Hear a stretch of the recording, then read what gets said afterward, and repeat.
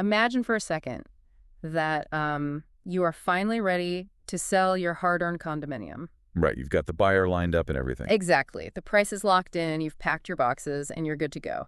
You just need to grab your clearance certificate from the building management to, finalize the property transfer. Yeah, which is usually just a quick administrative rubber stamp. You know the drill.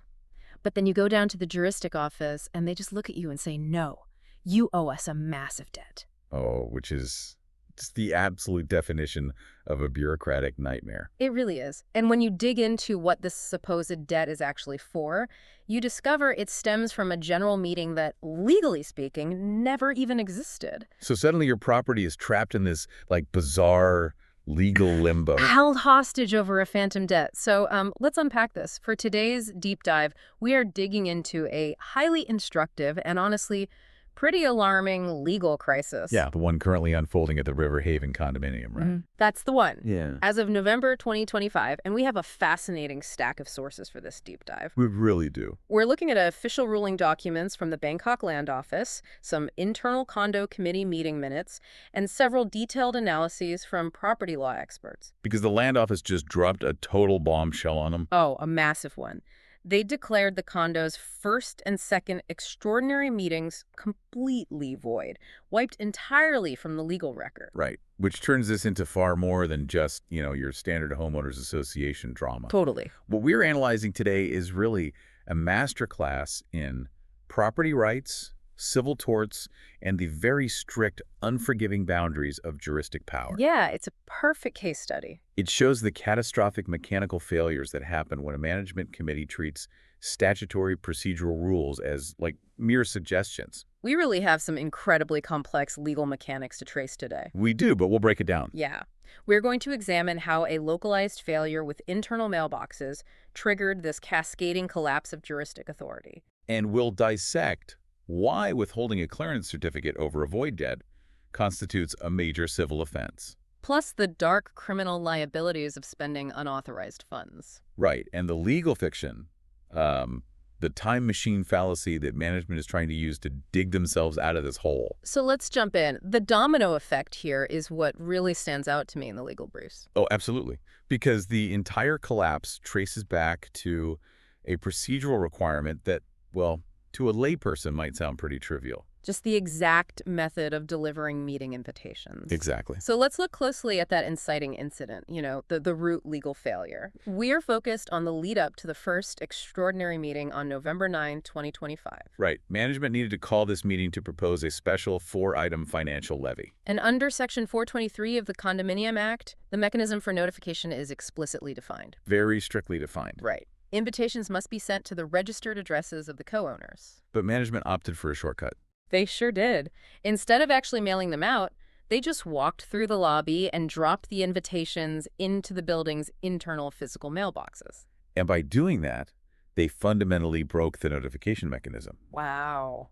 Yeah, the land office looked at this procedural shortcut and ruled that the November 9th meeting was illegally called. And in juristic law, if a meeting is illegally called, it possesses no legal authority to proceed. Not at all.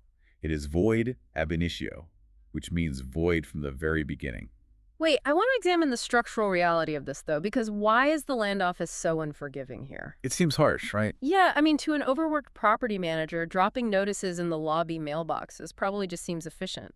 They know the owners own those specific units. Sure, but the statutory requirement for registered addresses is doing a lot of heavy lifting for property rights. Okay, how so? Well, it is the primary firewall against shadow governance. Yeah. Now, we have to consider the reality of modern real estate. Right, not everyone lives in the building. Exactly. A massive percentage of condo owners do not reside full-time in the units they own. They're investors, or they rent the units out, or they live overseas. Right. So their registered address, the actual place they legally receive binding notices, is entirely separate from the physical condo unit. Oh, I see.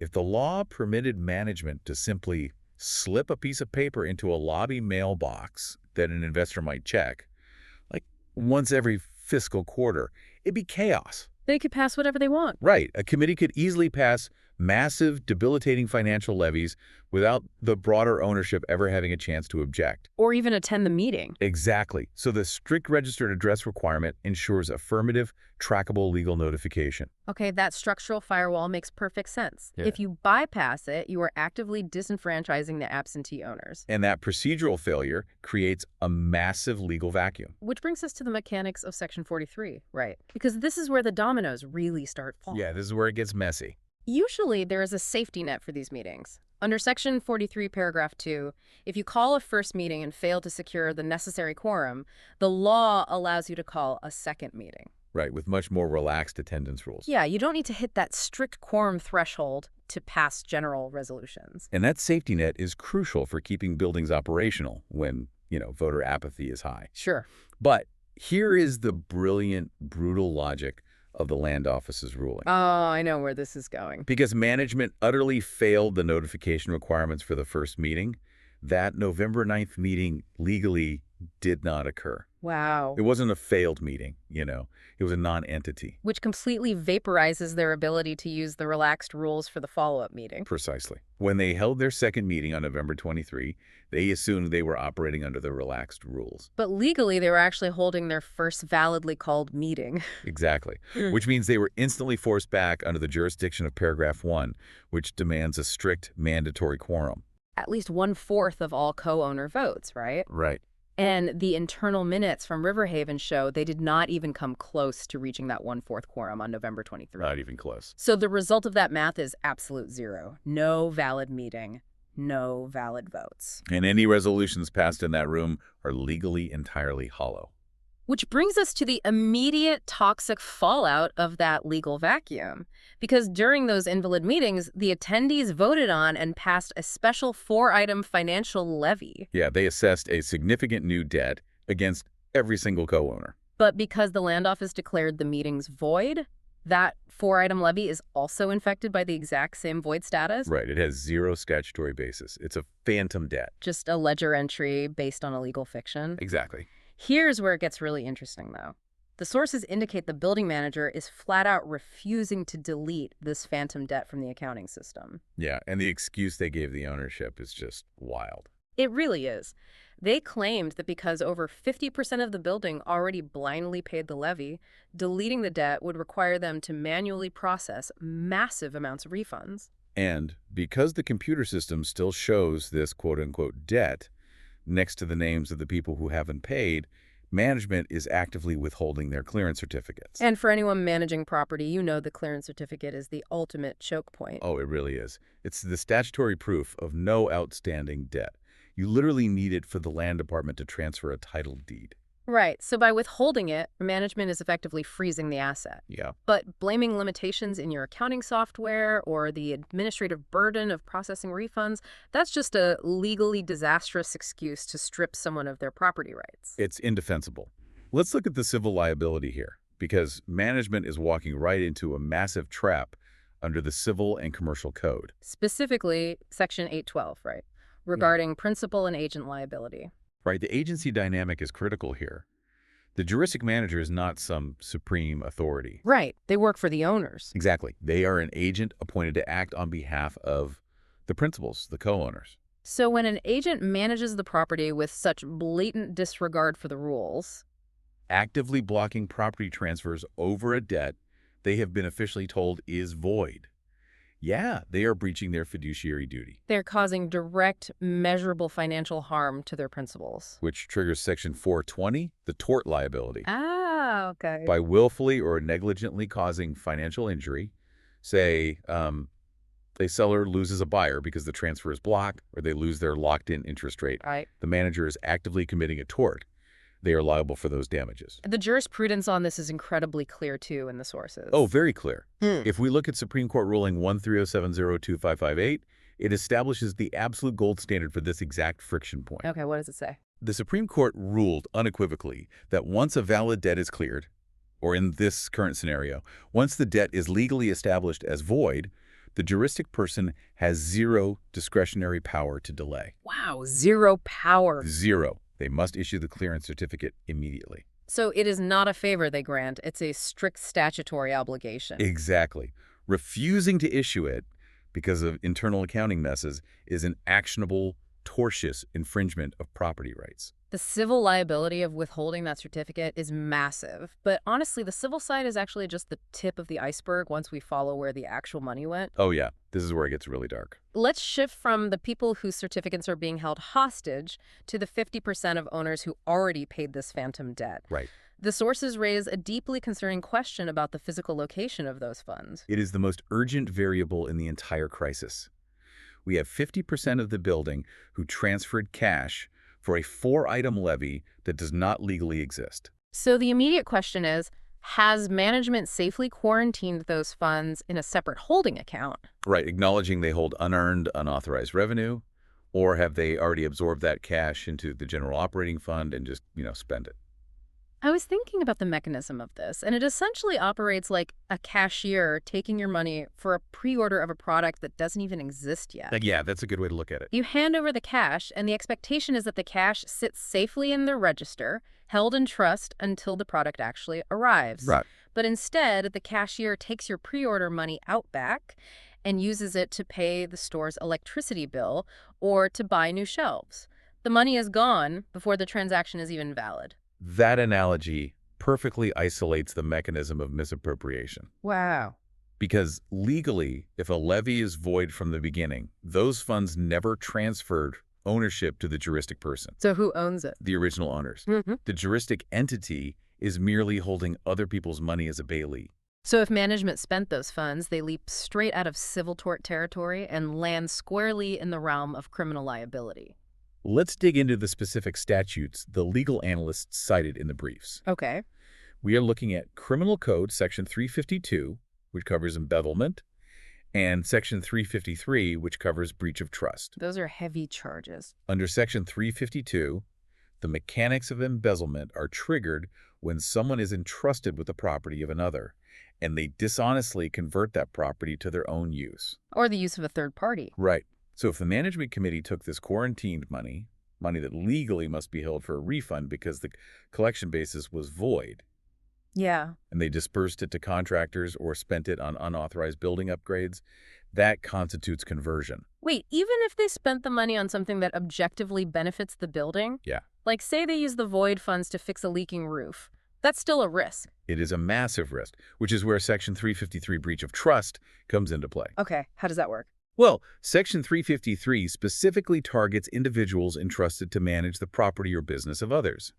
If they act in violation of their duties, causing damage to the utility or property of the owners, criminal liability attaches. Wow, okay. Now, criminal intent is always evaluated on a case-by-case basis by a judge, but the underlying mechanical failure remains. Right. You cannot legally authorize the spending of funds you had no legal authority to collect in the first place. You are breaching your fiduciary duty by exposing the central fund to massive refund liabilities while simultaneously draining the liquid cash. Exactly. The accounting books must reflect the legal reality, not the management's wishful thinking. Which brings us to the final and perhaps most desperate maneuver we see in the internal meeting minutes. Oh, their grand solution. Right. Management realizes they have civil liability on the clearance certificates. They have potential criminal liability if the money is gone, and their ledgers are a complete mess. So what's their strategy? Their strategy to fix this entire crisis is to simply call a new meeting. Right. The proposed strategy is to put the exact same 4-item levy back on the agenda for an upcoming, hopefully validly called, general meeting. The operating theory seems to be that if they can just get the owners to vote yes this time around, the new resolution will somehow wash the old procedural sins clean. They're trying to build a legal time machine. A time machine. But that fundamentally misunderstands how juristic resolutions function in time and space, doesn't it? Totally. A juristic entity cannot retroactively validate an illegal collection. The time machine fallacy is exactly right.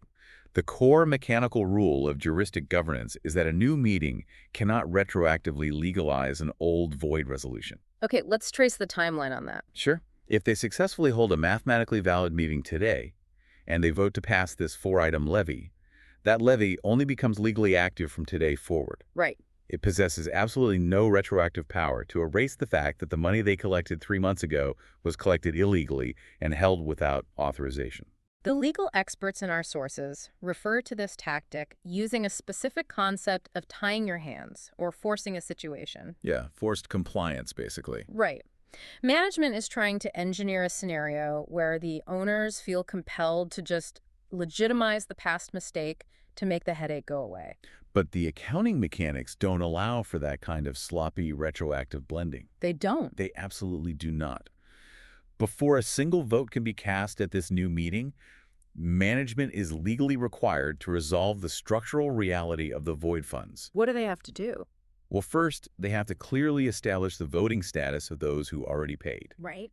Are they voting on a new levy, or are they voting on what to do with the money already held in escrow? Oh, that's tricky. Second, if this new vote fails to reach a quorum or is voted down, what is the exact immediate timeline for processing the refunds of the illegally held cash? And crucially, if the vote actually passes, management needs explicit affirmative consent from every individual who already paid to convert those held voided funds into a credit for the new legitimate levy. Yes, they can't just unilaterally declare, well, we kept your money illegally for 3 months, but you just voted to make the levy legal today, so we're keeping it.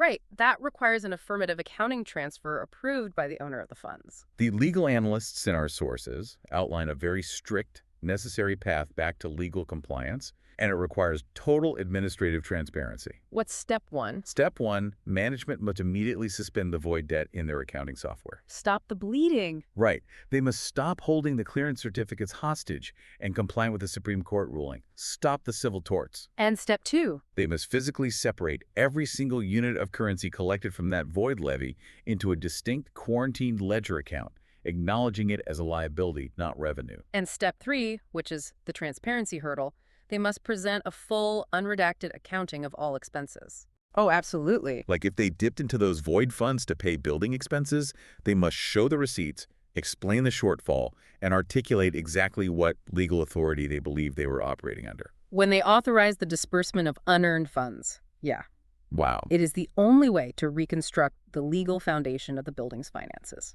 But it requires the committee to formally admit they were entirely wrong. Right, which is a level of humility that juristic committees are historically very hesitant to display. So looking at the totality of this deep dive, it is astonishing how rapidly a localized error just metastasizes. It really is. It begins with a shortcut, dropping notices in lobby mailboxes instead of sending them to registered addresses, fractioning the Section 423 rule. Yep. That single mechanical failure voids the first meeting, which legally destroys the relaxed quorum safety net of Section 43 for the second meeting. It's just a total cascade. Right. And that failure in quorum arithmetic spawns a completely void 4-item levy, which then leads management to illegally withhold clearance certificates, committing a civil tort. And finally, by potentially spending that legally unanchored money, they open the door to criminal embezzlement risks. It serves as an incredibly stark reminder for anyone navigating property ownership. Honestly.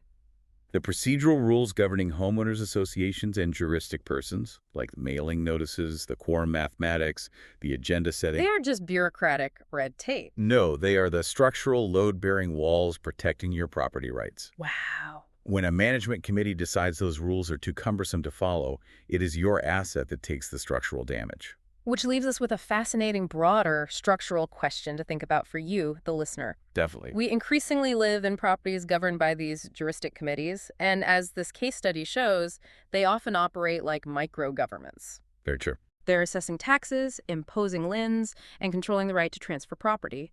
But unlike actual municipalities, they lack robust, built-in constitutional checks and balances. Exactly. So when a micro-government decides that its internal accounting software limitations supersede Supreme Court rulings and fundamental civil law. Right. At what point do we need to reevaluate how much unchecked unilateral power we grant to these entities over our largest financial assets? It is a profound vulnerability in modern property ownership. Something to carefully consider the next time you receive a general meeting notice. Until next time.